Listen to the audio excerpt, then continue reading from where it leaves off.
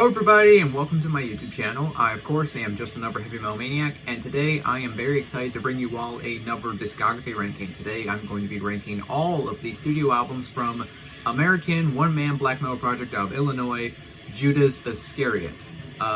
So it's December, so it's very cold and it's very dreary outside. Perfect time just to listen to a shit ton of black metal, and I figured I needed to rank a black metal band. So I chose Judas Iscariot because they are definitely one of my favorite black metal bands, at least out of the American camp of black metal. I think this band is just pretty much everything, embodies everything you want out of a classic second wave black metal band. It's just, very cold, very evil sounding, has just this very dark, nihilistic vibe, just great riffs throughout, and yeah. Even though this band has a fairly short discography, only 6 studio albums to speak of, because we're not counting EPs or demos or anything like that, just studio albums. Only 6 studio albums, so not the world's longest discography, but I think it is, for the most part, just absolutely golden. So, without further ado, enough of my ramblings, let's just get right into this discography ranking.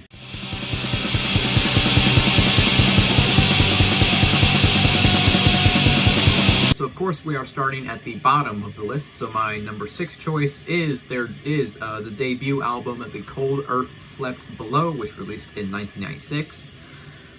Even though this album is in the last place on my list, I do not think it's a bad album by any means. I think this is honestly a pretty killer album. It's got some really great songs on it, like Babylon, I think is a really good song. I think that How Track is really good. Rain is a pretty cool song. Nietzsche, which is the longest track on the album, if I remember correctly, that song is really cool in my opinion. This is a really solid start for this project. I think it's just, great riffs, very, very raw production. I think this is probably the most raw this band ever sounded, at least studio album-wise. It's just very, again, just very kind of raw, very just kind of ugly sounding, and again, just very cold. This has pretty much all the tropes you would expect from this band. All the tropes you'd expect from this band are on this album, but I think, while again this is a solid start, I think they just kind of improved from going forward.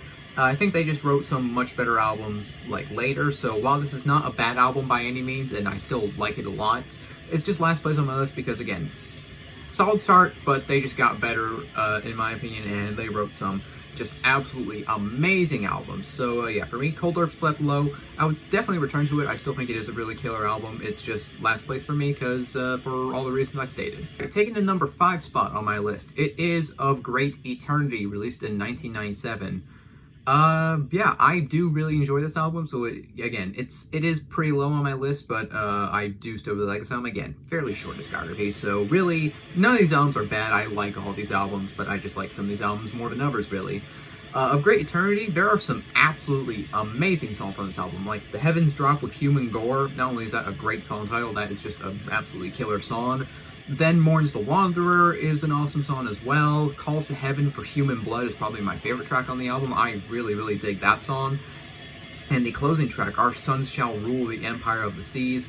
I'm just going to say this right, but some of these song titles get very, very long and quite wordy, but I think they're all still really good song titles. But yeah, that song is absolutely awesome as well. I will say, for this album, I really have no real complaints or anything with this album, so I guess maybe it's just kind of the reason it ranks not second to last on my list is just because I maybe just didn't find it as engaging of a listen as compared to some other albums, but it is still a great album. Still, again, all the songs I mentioned are awesome. I just think they wrote better albums at other points in their discography, so yeah, Of Great Eternity, not a bad album by any stretch of the imagination. It's just second to last for me just because there's other albums that I like more. It's really, really as simple as that. Ranking discographies like this, it gets pretty hard because when you're bands like this are super fucking consistent. So it's just I'll tell you, it's difficult when a band is super consistent, and because you're just I can put this album anywhere on the list and I would be not satisfied. So yeah.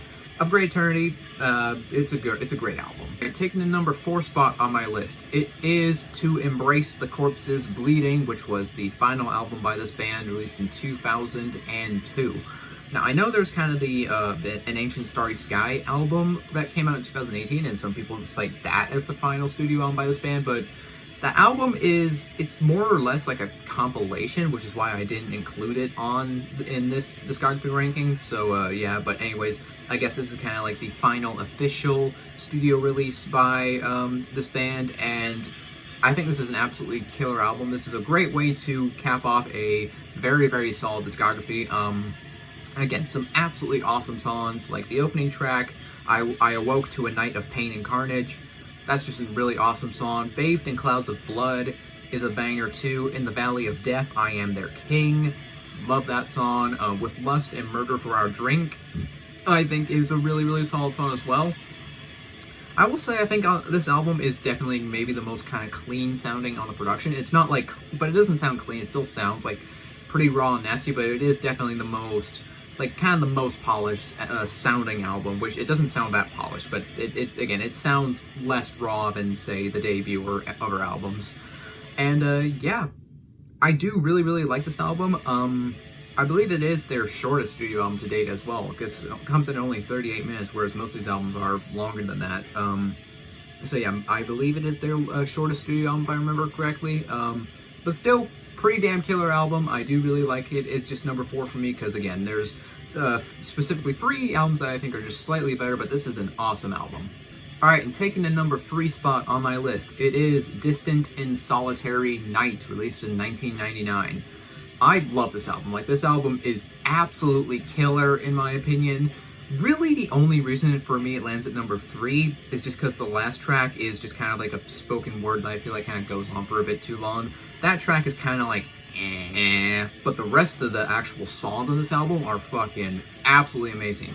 The Wind Stands Silent is an amazing song. Where the Winter Beats Incessant, I love that song. Black Clouds Roll Under the Parapet of the Sky is a beautiful song. The Clear Moon and the Glory of Darkness, I love that. The riffs in that song are just absolutely incredible. To the Black Tower of Victory, I think, is an amazing song as well.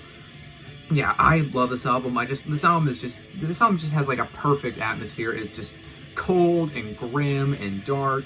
And again, just all the riffs are absolutely amazing. I love all the riffs on this album. So yeah, again, if only the last track wasn't as kind of boring, for lack of a better term. I don't like, because again, last track is just kind of like a spoken word type thing that I just didn't find that interesting.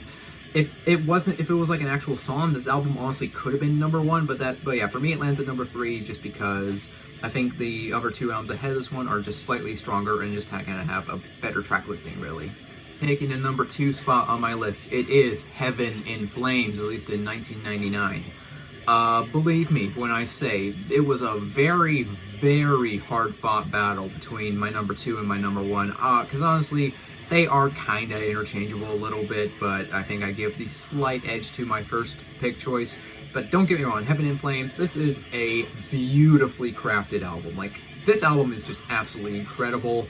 Every single riff on here is memorable. Like, it's not just like constant blast beats and like brain dead tremolo riffs. Like, I feel like there's actually really, really great songwriting, and just the atmosphere on this album, again, it's very just cold.